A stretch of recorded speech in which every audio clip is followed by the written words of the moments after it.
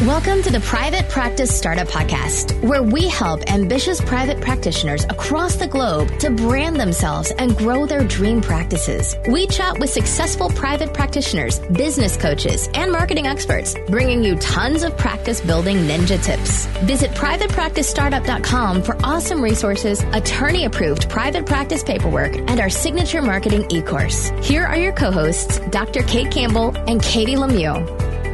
Hey, Startup Nation. Welcome back to the third episode of Up Close and Personal. So this is a mini series we're running. And if you've actually listened to our podcast before, you might be like, what is this Up Close and Personal? It's a special series. And we have our third guest, and we are Katie Trifecta today, Katie the Thirds. I don't know what we are, but we are actually joined by Katie Reed. And if you knew about Up Close and Personal before you heard about this, is you had the opportunity to vote. And Katie Reed won by a landslide. So you guys had the opportunity to vote for 5 practice builders or coaches that you wanted to hear the most from. And we have some very specific questions that we are going to be asking her today, all from you guys. So I'm excited to hear about this. But before we get started, we hope you guys joined us yesterday as we talked to our personal close friend, Ernesto Segismundo from California. He's a licensed marriage and family therapist, owner of Cav Academy, as well as filmit.com. And you'll definitely want to hear that podcast because Ernesto talked about how he potentially almost killed his siblings growing up, as well as if he went into battle, he would ride a giraffe. You're definitely going to want to listen to that podcast and find out why he said giraffe. So that was really interesting. And Ernesto is just awesome and great all around. Actually, all of our up close and personal guests are great all around. So if you're new to us, what a great time for you to join our podcast. And we wanted to welcome you to the Startup Nation family. And we also have a gift for you that is our A to Z cheat sheet, the essentials for building and growing your dream practice. Kate and I are super passionate and bonkers about keeping therapists in practice to really fulfill their mission. And this is one way that we can do that. And it's our gift. Go over to privatepracticestartup.com, head over to resources tab, and there you'll see it. It will also come with 5 days of practice building emails to really help you on your private practice journey. So without further ado, welcome the one, the only, the lovely Katie Reed. Thank you. How are you? It's so great to have you back on the podcast, and especially for this specific series, because we got such great questions from everybody that was voting for you. We have this list of like 9 to 10 questions that were just specifically for you, and you have no idea what they are. So this is going to be completely on the fly. Are you stressed yet? Yes. Jeez. Just kidding. Let's use this as our first story. So you guys, if you're listening, so Kate and Katie sent out this thing and they were like, hey, we're going to do this up close and personal thing. And, people can vote for 5 different people and you've been nominated. And so, put the word out, blah, blah, blah. You guys, I took one look at the list of people and you had all these who I consider big name famous people on there, like people with 20 million people on their email list and stuff. I honestly took one look at the email and I was like, no one's ever going to vote for me, delete. I didn't even think, I was like, it's a giant popularity contest. I'm a newbie. I don't have this huge email list. I don't have these things that these other amazing people have. And I wasn't even thinking about really paying that much attention to it because I was like, I won't win or be in the top 5. And then you sent out a reminder and I was like, okay, Katie, just do something. So I literally put out one social media post, I sat down in 10 minutes and just wrote a social media post. And for whatever reason, there was a huge response to that. And friends and family were voting for me. And I'm like, this is a work thing. I wasn't expecting that. It was so random. So even if you think you're the underdog, go for it anyway. I love it. Yeah. And your post you had so much personality. Phenomenal. And you created so much intrigue about the little tidbits of the stories. You're like, well, if you want to hear about this or that. And I think you just really have an engaged list of people that really love and care about you, which is awesome. And then you got that intrigue factor going on. Right. Yeah. I always say, live a life where you have good stories, right? What's the point otherwise? You got to get out there and have some stories. Yeah. So we want to start with our first question, and then we'll just kind of go into those other questions. But we really love to just take a step back, and we just want to know the story of you. Where did you grow up? Siblings? Tell us a little bit about your family, your upbringing. What kind of kid were you? Okay. So I grew up in Wheaton, Illinois, which is a suburb of Chicago, at least then, and I think still now, pretty conservative, pretty religious town. My family wasn't particularly religious, but the whole area were sort of like pastors' kids. It was just like a really conservative type of area. I was your typical good little student. I was like not the bad girl. I was like the AB student. I loved theater. I was kind of crappy at sports, but I did like speech team and I did all the school plays and I loved those kinds of things. Went to college at University of Iowa, great place to go to school. I double majored there in theater and English. And it's funny, sometimes like people will be like, oh, well, what'd you ever do with those? And I feel like through my life, I've used both of those degrees tremendously, even if I'm not like writing books or, acting on Broadway. Like I feel like both of those degrees helped me so much just in all the various positions I've had in my life. I spent my 20s really bouncing around. I feel like my 20s for me, I was trying to figure out like, who am I? Where do I want to live? What do I want to do? I never am one of those people that came out like, I'm going to be a therapist. Like it's my calling. Like I never knew, I never had one of those clear callings. So I moved all over the place. Right after college, I had a high school friend who was moving to Seattle and I was like, I don't know anything about it. I'll come with you. That's awesome. Yeah. And it was fun. It was really, those types of experiences I feel like are the most telling because and I was young, I was 18, but you're suddenly, or no, wait, after college, what is that? Like 21, 22. You're suddenly totally dependent on just yourself to like figure it out. Like you're in a new place. You don't know anybody. You don't know anything.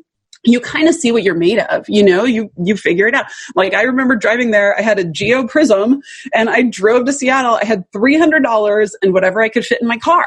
And my roommate and we both had very little money and we had to hang on to it very tightly because the apartment market at the time was really hot. And if you wanted an apartment, like the minute it came on the market, you needed to have cash in hand ready to hand to them. So we were eating ramen noodles, staying with a trying to find an apartment and trying to spend like $1 a day on food, and like no more. And it was just a crazy time. But, eventually it works out. My first job out of college was Starbucks. Awesome. And what's great, when I worked there, everybody else who worked there at the time, it was the biggest Starbucks in the world. It was in the U district in Seattle. And everybody who worked there, as soon as they met you, they'd say, so what do you do? Because everybody knew you didn't really work at Starbucks. Like that wasn't the end game. Everybody there was like in school or had a degree and they were all pursuing really cool things. So anyway, from there, I decided to move to Los Angeles, and that's where a couple of the stories came from that I sort of teased in that social media post. I worked in the film industry for a couple of years. Working in the film industry made me realize I didn't want to work in the film industry. And for a long time, weirdly, had heard this little voice in the back of my head saying, go to Taos and go alone. And Taos was Taos, New Mexico. Little, beautiful ski town up in the mountains. All I knew about it was that Julia Cameron, who wrote The Artist's Way, lived there and had talked about it in there. And Natalie Goldberg, who wrote books about writing, lived there and talked about it in her books. And I'd been hearing this little voice for the longest time. And at the time, I had a really terrible boss, like really terrible. And so this is me. I'm like 24. And I had gone into my boss and I told him, I very, very, very nervously, like shaking hand, handed him a letter of resignation. And I said, I quit. And he said, you can't quit. And I was like, and he goes, no, you can't quit until I replace you. And I, being 24 and totally insecure and not realizing that, of course, I had the power to quit, went, okay, but I'm taking a vacation. And he said, literally, this is what I did. Like, literally, I abandoned my resignation because I was so nervous with this big, powerful, but mean, nasty, horrible boss that I had. And I said, I'm taking a vacation. And he said, oh, fine, but you can only leave during the week of my vacation, whenever that was. So I said, fine. So I made plans during this vacation week that I was just going to drive to Taos and just check it out by myself. I'm sorry, not drive, that I bought a plane ticket to Santa Fe and I was going to figure it out, yada, yada.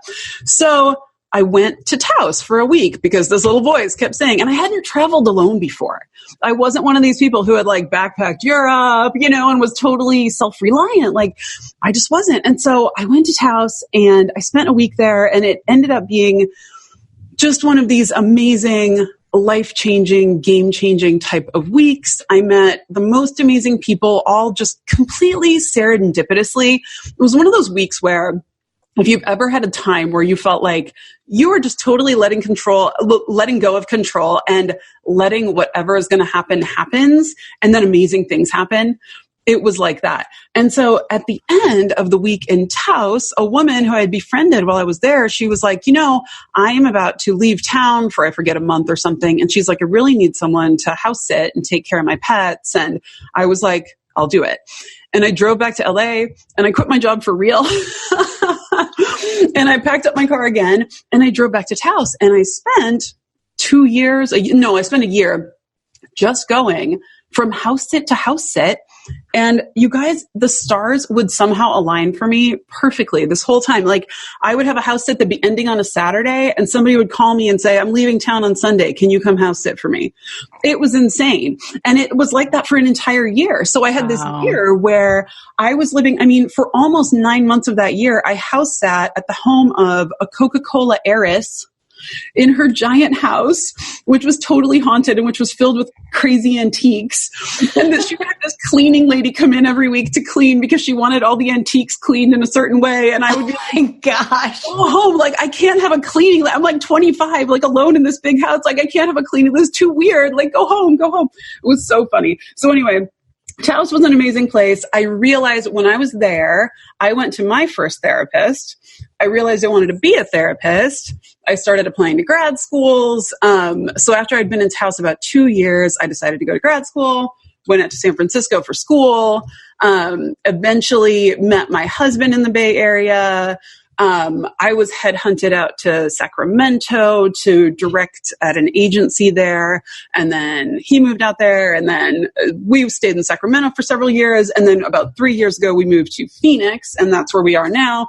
And now I don't have a private practice currently, but I'm doing something I enjoy so much, which is I do marketing strategy for clinicians, but also for clinicians who, like me, are ready to kind of outgrow the office, and they're turning into coaches, consultants, course creators, retreat leaders, all those different types of things. So that kind of brings us up to the present day and to how I know y'all. Wow, that is a lot. And I know I want to kind of go back and have some questions for you. But before we do that, let's just take a quick break for our sponsors. There are so many ways to keep your practice organized, but Therapy Notes is by far the best. Their easy-to-use, secure platform lets you not only do billing, scheduling, and progress notes, but also create a client portal to share documents and request signatures. Plus, they offer amazing unlimited phone support. So when you have a question, they're there so you can get help fast. Get started with Therapy Notes today, trusted by over 60,000 professionals. Go to therapynotes.com and enter promo code PPS, as in Private Practice Startup, and you'll get 2 months for free. Also, you can listen to episode 54, where we interviewed Brad Pliner and took an in-depth view into their EHR. Katie and I love the DISC personality assessment. Knowing each other's profiles makes working together easier and helps us to be more productive when growing our business, especially when hiring new team members. Today's sponsor is WiseHire. We just had their co-founder, Sid, on podcast 165, talking about how to hire employees that you can trust. WiseHire helps you get ideal candidates and make better hiring decisions with its all-in-one online recruiting service. Their simple software and expert hiring coaches streamline the hiring process and eliminate all the guesswork from writing job ads, choosing the right salary, evaluating applicants, and more. Here's how it works. You answer a few questions about what role you're filling and what type of person you're looking for. Then you paste your job for review and relax. Their team will optimize it and post it on the top job boards for you. And when candidates apply, they administer a DISC personality assessment and score the candidates based on how their personality matches up to the role. There are no contracts required or commission fees. You can pause or cancel your account at any time. Over 4,000 small businesses have trusted WiseHire to help them find great people. Visit wisehire.com/private practice startup for $20 off your first hire. That's WIZE hire.com. So I want to go back to Taos, New Mexico, because people are asking about the Native American spiritual leaders that you met there and what was really your spiritual experience in New Mexico. Yeah. So my very first week there, the one where I had just driven out in my car to see what happens, I went to a yoga class, and the guy who was taking money for the yoga class, he said, I was staying at a little hostel and there was this yoga studio next door. And he said, where are you from? And I said, LA. And he said, oh, are you here with her? And he pointed to another woman. And I was like, no. But there was another woman visiting from LA. She was visiting her friend Laurel. I started chatting with the two of them. Laurel said, this is kind of random, but there's a sweat lodge tonight, and I feel like I should invite you to it. And so interestingly, in college, I had actually written a play as part of a playwriting class all about the Lakota Sioux. So I had learned a lot about this tribe and their traditions, and I was just always really fascinated by it. So I get invited to this sweat lodge, which it turns out is a Lakota Sioux sweat lodge. Wow. Yeah. I just got chills. Right? And it's being performed by, they're actually a Caucasian couple, but they had studied with the Sioux for many, many years. And they were some of the very, very few Caucasians given the title of chief by the tribe. And so they led an absolutely amazing community in Taos. They would take in strays. They would talk about it as taking in strays. And very often it was people like me who were like, I don't know what I'm doing with my life. I'm trying to figure myself out. I'm bouncing around the country, like random hippie, fun people. And they were just the most caretaking, most generous, most kind people. The whole community they led a sober community. Not to say that everybody in the community was sober, but they were sober. The community was sober. I think a lot of times when people hear Native American spirituality these days, they automatically assume it means like ayahuasca and all different things. And I'm here to say a lot of the community is not that at all. That it's very sober, that it's very thoughtful to really the old ways and the old teachings, and that's what they taught. And so I went to this sweat lodge with them, and it was the most amazing thing I had ever done. And it was scary, and I didn't know what I was doing, and it was just a totally new. I was a little, girl from the suburbs of Chicago in like this very conservative area. Like I had no exposure to this. And, it was amazing. And so and they were such a welcoming community. And so, of course, when I came back, when I officially moved there, Laurel, who had invited me to the lodge, was the person that I actually started house sitting for when I first got back. And she was part of this community. And so I would get always invited to whatever was going on. They became very close friends of mine. The leaders in this community, their names were Wally and Glenda. They eventually performed my wedding years later. Like, they just became very close friends, and they're amazing people. And I think I teased on that post going 4 days and 4 nights with no food and no water. Well, that was part of a Vision Quest commitment. And so something that a lot of people do within this community is a commitment to the Vision Quest. And the way that it was done then, it was a commitment done over 4 years. And your first year, you went out for about 24 hours, a day and a night. And you're alone on a blanket in a spot that's been very lovingly prepared and ceremonially prepared with different, things that go into it. And you're alone out there, and it's just you and yourself and whatever else you choose to believe is there for you, And so you do that, and there's a whole community, there's a whole camp that is supporting you, and the support is really energetic. So people are eating for you, people are drinking for you, people are sort of sending you that energetic support. Typically, one of the chiefs will come and check on you at some point, just say hello for a minute, make sure you're okay, and then go on back. And then the next day or the next year, you do 2 days, then 3 days, and then finally 4 days. It's an incredible challenge. You really meet yourself. You have nothing but you for a very long time out on a blanket in nature. There are interesting little miracles that come along the way. Like there was one It was my 3-day quest.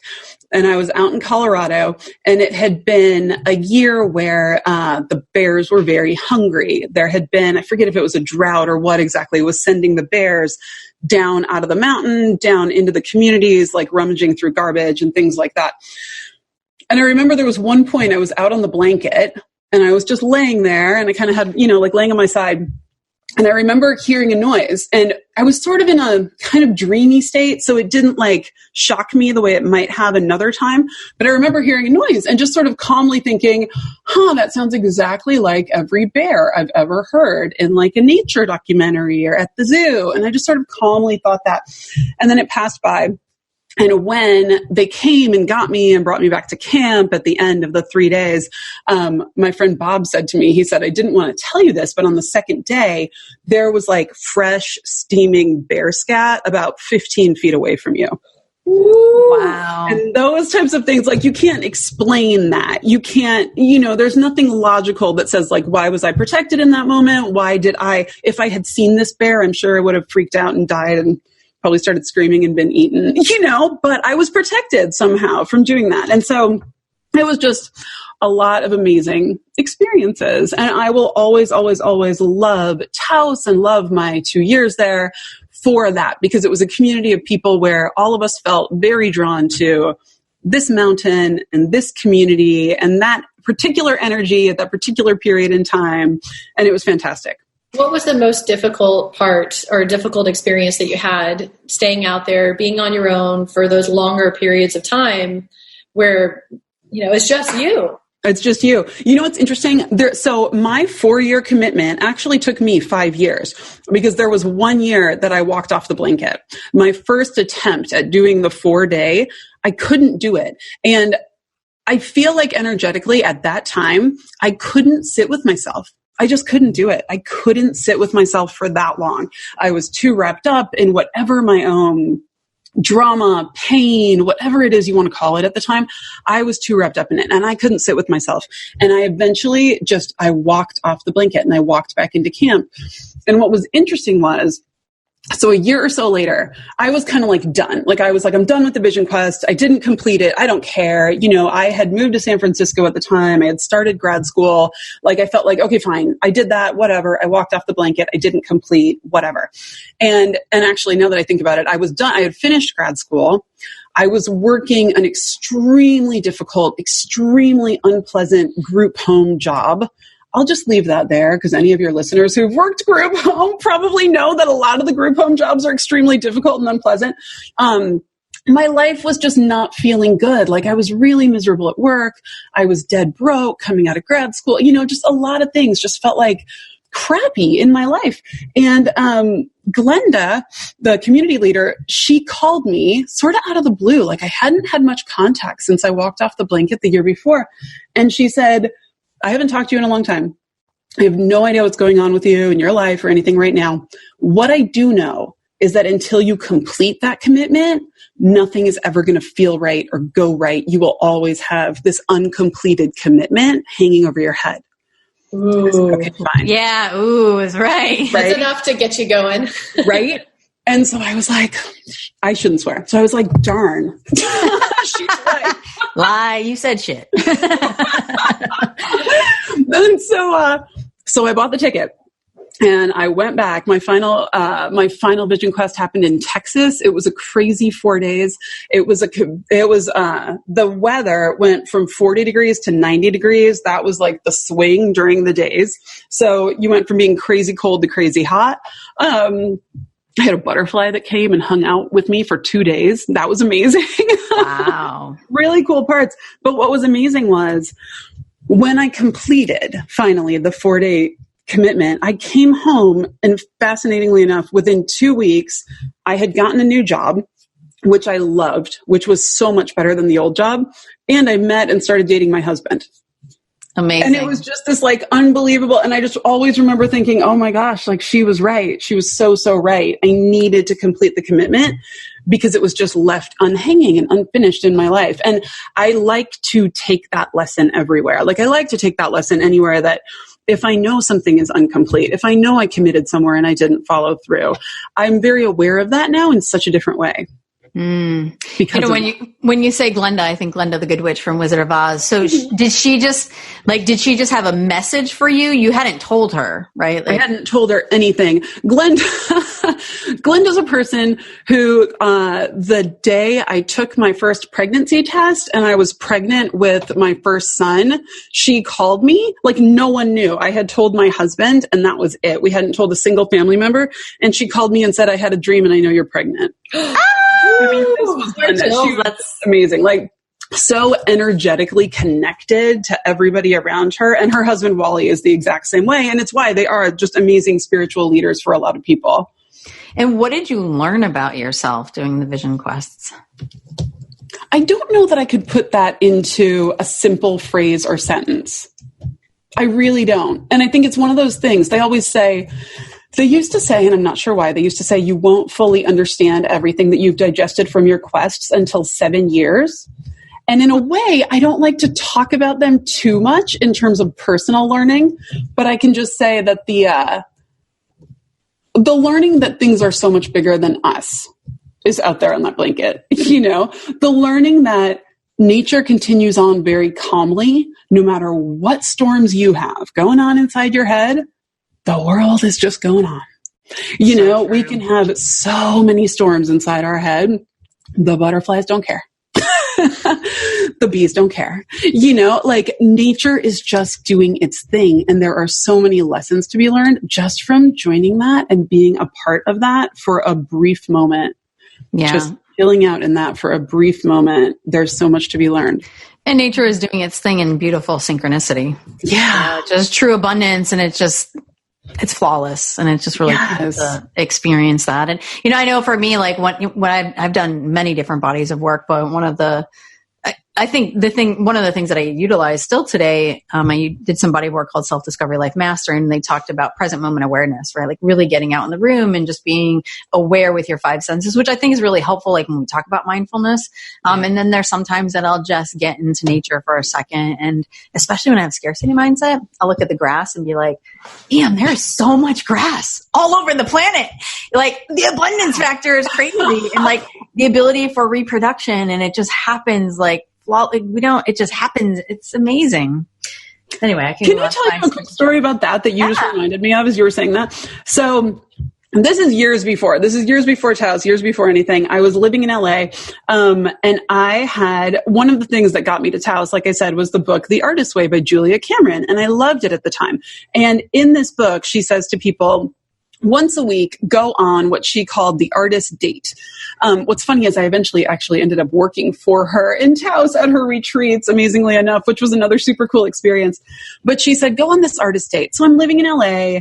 I'm super broke. Like I'm temping, I forget how long I had been living there, but like I didn't have a decent job yet. I didn't have anything. My roommate and I, we were both broke. But I really wanted to do this artist date. And so I thought, okay, for me, I know I need to get out of the city. I need to get out of the crunch of the city. So I got out my Thomas guide. This is like before the days when we all have maps that we carry around with us, right? I got out my big old Thomas guide, which is the giant paper LA map book. And I found this lake. It was called Castaic Lake. And it was like maybe, an hour or something north of where I was living at the time. I thought, okay, I'm just going to drive to the lake and I'll bring my journal and I'll just sit by the lake and I'll journal. Like this will be my artist date. It'll be free. It'll be good. So I get in my car. It's like early on a Saturday or Sunday morning. And I start driving out to this lake, and very quickly, like the city kind of fell away. That might not be the case anymore 20 years later, but very quickly then the city fell away and you were out in this sort of beautiful nature area. And I was so happy, and I was driving out, and I finally get off the exit where this lake is, and I go find it, and I pull up, and it says it's $6 to park at the lake. I was dead broke, you guys. Like $6 with so many ramen noodles, and I sat there outside of this parking stall, and I was so furious at the universe. Like I was so mad. I was like, I don't have $6. Why did I even drive out here? I thought it's do what you love and the money will follow. Well, I don't have $6, like all this stuff. And so I sat there having this big internal debate with myself over the $6. Speaking of scarcity mindset, right? But I was truly like broke at the time. And so I finally was like, Katie, you drove all the way out here. I literally had a 5 and a 1 in my wallet. I was like, okay, fine. I'm just giving this last $6 in my wallet and I'm going to this lake. So I paid to park. And I go walk up there and it's beautiful. And there are families setting up like their picnics with transistor radios and it's beautiful. And I sat and I journaled for a while. And then I thought, okay, I'm going to see if I can walk all the way around. Like I'm going to see if the trail goes, because it was a pretty big lake and I didn't know if the trail would go all the way. So I start walking. I'm just walking around this lake. It's a beautiful day. I'm like truly, truly happy that I decided to stay there and do this. So I'm walking and I'm kind of like in my own head and I'm thinking and I'm just looking down and I step down and right in front of my foot comes down, my toe comes down on a $5 bill. I love it. Yeah. And in that moment, I used to say in that moment, I got a God concept because all of a sudden God to me was like Tinkerbell, was like, tee, like, here's something for you. Did you need a little of this? Like, it was unbelievable. And I picked it up and I looked up at the sky and I was just laughing to myself. Like, I couldn't believe this had happened. You know, I was so happy.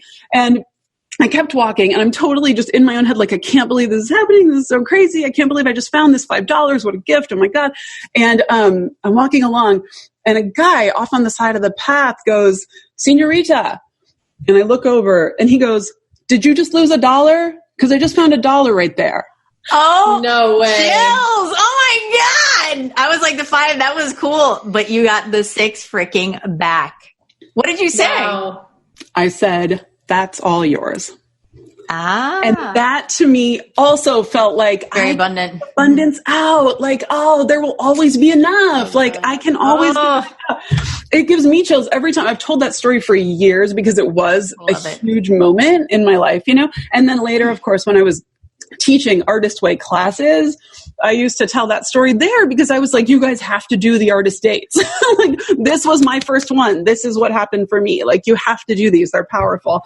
So yeah, that was one of those total chills, magic moments. And it was fantastic. I call them magic moments. That's so funny that you say that. I call them. Yeah. Cool. It is. It's like that little moment that you're like, oh, maybe I'm not alone and the universe is not this totally random, you know, conglomeration of events. Like maybe there is divine logic here and I just got to see a little bit of it. Yeah. So I know we have a ton more questions for you. So okay, sorry. I'm chatting forever.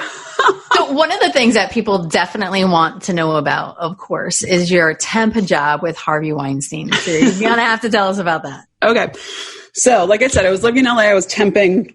I was one of the temps they really liked because I think when you got a temp, like who was smart and had a degree and had a head on her shoulders, like I got used a lot. I got temped out to a lot of offices. But there was this one day where if you didn't get a call by like 7:30 in the morning, then you didn't have a job that day. And so I hadn't gotten a call. So I was bummed out. I called my friend Jason and we like went out for coffee and I was like, oh man, like I really need money, you know, and I don't have a job today. This sucks. And so I got back home and it was maybe 10 a.m. and the phone rings. And it's the woman who does the scheduling from the temp agency. And she's like, I need to put you on the phone with me and the head of the whole agency. I'm like, okay. And it's weird to be getting a call at 10 a.m. anyway. So the head of the temp agency and the scheduler get on the phone with me. And the head of the agency goes, I need to send you to a job today. It's a very, very, very, very important job. And I'm like, okay. And she goes, it's temping for Harvey Weinstein. And I was like, okay. No, keep in mind, this is a million years ago. Like none of us knew anything about all the allegations, like, none of that. And so all I knew was Miramax were like all my favorite movies. And I was a temp and I thought, oh my gosh, if I could impress Harvey Weinstein and get a job at Miramax, that would change my life. Like that would be amazing. And so then she continues. She says, he yells, he screams, he'll get in your face, he throws things, he's really scary, he's really intimidating. Like, can you handle it? No, you guys, the answer was yes. No. No, I can't handle it. I'm terrified of all the things you just said. Like, the answer was like, I was shaking in my boots. But you said yes, right? I said yes. I was like, yes, I can handle. Oh, you're going to throw things at me? Great. Like, let's do it, you know? I was terrified, but they're like, you have to be there in an hour. And it was quite a drive from my house. So I really quickly, was getting dressed. So I walk into Miramax. I had never been in there before. I walked up to the front desk. There's like 3 women behind the reception desk. And I said, hi, I'm here to temp for Harvey Weinstein. And they looked at me and they started laughing. All 3 of them started laughing. So I'm standing there and I have no idea why they're laughing. And I'm in like my little best work outfit that I have, and I have no idea why they're laughing. And they're like, just wait there. And so they start making some phone calls. So I came to find out that what actually happened when Harvey Weinstein came to town was that one of the VPs pretty much became his assistant for the week. Followed him around, did everything he needed, got everything he needed. And then this VP's normal assistant would be extremely busy on the same gig doing everything. So what I was actually there to do was to cover the VP's office while he was covering Harvey. So I was a step away from actual Harvey. Now, what this turned into for me, though, was temping nonstop at Miramax for months because they liked me. So I kept getting jobs there every single day. And it finally did turn into a job there. So then I did work at Miramax for a while. It was a fun place to work. Harvey would come into the office. He would be full of bluster and bravado. When he would come in, the whole place would be very panicky because he would have requests that were like, I remember once somebody ran past me looking like they were on fire. And I was like, what's going on? And he apparently had said, it was like 10 a.m. on whatever day. And he said, I want Brad Pitt and, what's her name? I think it was Cate Blanchett at the time. Brad Pitt and maybe it was Gwyneth Paltrow. It was when they were really big. This makes me old, obviously. It was when the two of them were like the stars of the day. I want the two of them on a plane, and I want this restaurant in Santa Barbara closed down so that the three of us can go have lunch there today. And so the whole place was running manic, trying to make all of this happen, like get a plane, get these people, get them here, blah, blah, blah. And so it was crazy stuff like that. And at the time, really, all the rumors about him were just sort of rumors about him being intimidating and scary. We didn't hear all the other stuff that's come out since then. At least, I'm sure the big wigs heard it, but me at the little nobody assistant level, we weren't hearing these crazy stories. So yeah. That was the temp story. I always remember standing at that desk and they were just laughing at me. And I was like frozen because I was like, what's happening? Why are they laughing at you? They're laughing at me. 3 of them. Exactly. That's like, super intimidating. Why? Yeah, super. And at the time, Helena Bonham Carter was also standing at the reception desk. And so I was like, they're laughing at me. And there's a famous lady there. Like, this is the weirdest moment ever. That would have been a really good movie scene right there. Like that little thing. That's so funny. Exactly. So, Katie, people also want to know about Bill Murray. Oh, yeah. So it was a super minor moment, but it was sort of a nice moment. So later I was working for a different producer. I wasn't at Miramax anymore. We were producing a movie. He was one of the stars of the movie. And I, as the assistant to the producer, was organizing what's called a table read, which people have probably heard of and seen this around, where all the actors, the producers, the writer, they get together and they just read the script aloud. And we had to do this table read on a Saturday morning to get everybody organized, and trying to organize about 20 different people, and people that you can't call directly, that you have to call through the manager's assistant, who has to go to the manager, who has to go to it's like multiple chains and telephone game and everything else. And so I had for weeks been working to get this table read organized, finally organized. I got a call the day before from Bill Murray's assistant saying he feels like golfing tomorrow, so he's not coming, so you'll need to reschedule. So I officially hated Bill Murray at that point. I was like, oh my God, like all this work, I had to start over with it, So we rescheduled this whole table read. So when it finally happened, there's a room there of like big wig producers and agents and writers and the suits and the other actors in the movie, fellow big wig type actors. And I was the only total nobody in the room. So I'm standing there probably like putting out bagels on a table or like getting the coffee out or whatever I was doing in the moment. And all I knew was all of a sudden there's somebody behind me, and I turn around and he holds out his hand and he goes, "Hi, I'm Bill Murray." Because he had just walked past all the big wigs and suits and he saw the underling. And he just came over out of extreme politeness, honestly, and just extreme kindness to introduce himself to the underling. Obviously, I knew who he was, but it was really nice. And I came to find out about him that he was always like that. That he was always super kind to the assistants, super kind to custodial crew or the people who brought in the food service or whatever, that those were really his people and that he really made a point of being kind to them. which was super nice. Yeah. I love to hear stories like that of really kind of, the heart and compassion of, famous people, whoever they are. And also too, that they're authentic, both in their professional life, but in their personal life. But that's really Exactly. Yeah. We've gotten a lot of questions about your experiences in Hollywood. And it sounds like you kind of answered who was one of the nicest people that you met in Hollywood, that Bill Murray story. But we also got asked, what was one of your funniest memories while working in Hollywood?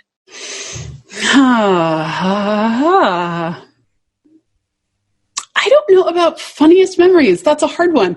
I mean, I remember there were such random things about working there. Like when we worked at Miramax, the assistants were dead broke. Like it was the worst paying job in the world. But because you worked at Miramax and everybody wanted to be at Miramax, people knew who you were. Like it was like you were like mini famous for working at Miramax, even though you knew I was making $24,000 a year and I was dead broke, And so even though you knew full well you were a total nobody, I remember, they would bring in muffins on Wednesdays and all the assistants would get there at like 7:30 in the morning because there weren't enough muffins to go around. Yeah. And we were like, we're actually hungry. Like we need to get there for a muffin, But so there were lots of like funny moments, or you'd be like, you'd go to like random movie premieres because you'd end up with a ticket. Like I have a ridiculous picture of my friend and I. We were at the Mission Impossible 2 premiere, and I don't remember why I ended up with tickets to this, but it was just because of whatever office I was working in at the time. And they had like the motorcycle from Mission Impossible 2. They had it all set up and staged, and there were like flames behind it, and you could get your picture on it. So I have this dorky picture of my friend and I like on the motorcycle, like acting like we're all cool, like Tom Cruise. But as we were standing in line for that and watching, for some reason, Roseanne Barr and Christian Bale decided they needed a picture together on the motorcycle. So we watched, so like somewhere in the world, there exists this picture of Roseanne Barr and Christian Bale on the Mission Impossible 2 motorcycle. Yeah, they had like a climbing wall at the premiere, like all this random stuff. I remember I saw some movie, Saving Private Ryan, I think it was, and a friend of mine had camped out in front of the Man's Chinese Theater for like 3 days. I forget what it was that he had, if it was like Star Wars, I forget. It was one of these big ones that was like a big premiere at Man's Chinese. And he had camped out for 3 days and gotten tickets for a big group of us. And we were like bringing him food while he was camping out. And then we were walking into this premiere of this, there were other people walking up to the ticket booth and just buying tickets for it right then. Wow. Oh, no. We felt so bad for him. We're like, sorry, Craig. It was so funny. But yeah, it was an interesting place to work. I mean, I will say I got out of the industry because it was also not a nice place to work. It wasn't like a pleasant place to work. I had a boss who would call me in the morning and you would do what's called rolling calls as the assistant, which meant you were on all of their calls as like a mute, silent listener on the call because you were just there to take notes and whatnot. He would call me in the morning and he would say, I need somebody to yell at. Get me somebody on the phone to yell at. Literally. Wow. And I would have to call. Awful. It was horrible. And I would have to call other assistants I knew and be like, I'm really sorry. Rob wants to yell at somebody. Can your boss can you warn him? Like, it was horrible. It was horrible. Maybe that's what made you decide to be a therapist. Be like, right? There's a technique for that. It's called open chair, empty chair, empty chair. Exactly. Wow. That is horrendous. I could not imagine being in your position and like having to call someone and be like, you're the person today. You get selected. You get to be yelled at. I know. I know. It was terrible. I have anxiety thinking I know. Sounds like the most stressful job ever. It was super stressful. And you would get, you were regularly sort of devalued. I remember I will always love Julia Louis-Dreyfus because she came in to meet on some movie and we were going through a bunch of actresses. So like a lot of big name actresses had come in to meet on this movie and they would come into my little reception area first and kind of hang out with me for a few minutes before they would go next door and be with the producer and the director and talk to them. And she came in, it was really early in the morning. I was just brewing coffee for people for the day and things like that. And she was going in and I said, do you want a coffee? Yes, cream and sugar, blah, blah, blah. So then a few minutes later, her coffee was ready and I brought it into her and I just handed it to her and she said, oh, that's perfect. Thank you. And my boss goes, well, don't say it's perfect yet. You haven't tried her coffee. Wow. It's so rude, right? So incredibly rude. And she, in all kindness, she took a sip and she looked at me very pointedly. It was like, we are the two women in the room. We are bonded together. And she went, it's perfect. thank you. And I was like, whew, like message received. And it was just so nice because of course I felt like total crap when he had just cut me down like that in front of this room. Yeah. And then she was so kind. It was just that little kindness, you know, that you loved, that you lived for. Yeah, I love all your stories. And I know, when we release this, everyone is going to really enjoy it as well. But now we're going to be moving into the lightning round. So this is the time that we're going to ask you some questions, and whatever comes off your head, you're going to answer it as quickly as possible. If you get stuck, you can say pass, and we got plenty more. And, I just wanted to take a moment. I know when we had actually sent out for you guys to vote and share your questions, we did have a bunch of you who actually put your names, and, Kate and I were getting ready for this on our assistant. And unfortunately, the names didn't go next to the questions. So we can't give you a shout out because I know that we said we're going to for those people. So we're shouting all of you out right now for the awesome questions that you guys asked. So I just wanted to make sure that you guys know that. Kate, do you want to start with a question, or you want me to start? You can start this time. I'll ask the next one. I'm going for, what is your guilty pleasure? Chocolate. Oh, and Real Housewives. That's nice. All right. What is one of the most embarrassing moments that you've had? I can never think of this when people say this. I'm like, I feel like I'm always putting my foot in my mouth and whatnot, but I don't have that one grand, like, I got D-pantsed in middle school. Like, I don't have one of those giant embarrassing. I just feel like I regularly embarrass myself in small ways all the time. I love it. What is your favorite book and why? Good question. I'll just say I have so many favorite books, but the first one that popped into my head, I'll just name it, is called The War of Art. And it's just a great book. And it's a very short, quick, easy book to read, but it's a fantastic book kind of about the creative process and our resistance often to the creative process and how to overcome that. And it's just good. I like it. Yes. What's one of your favorite things to do when you're alone? I love to read. I love to write. I love to journal. I like to just sit outside and watch a fire if I can be near one. We're actually just having a fireplace put in our backyard, and I'm so excited because I feel like I could just sit and watch a fire for hours on end. I love that. Walking alone is great. Anything that can be, I feel like I get very little alone time as a mom of 2 young children. So any little bit of solitude is welcome. Nice. What article or accessory best describes your personality? Oh, you mean like a clothing article? Clothing article or accessory, yeah. Or accessory? Oh my God, this is a hard one. Maybe earrings. I have to figure out why, but that just popped. We'll roll with it for now. Right, now I'll make up a good reason why. Because they can be really different day to day, and you can add a little color with them, have a little color in your life. I don't know. What would your adult self tell your younger self today?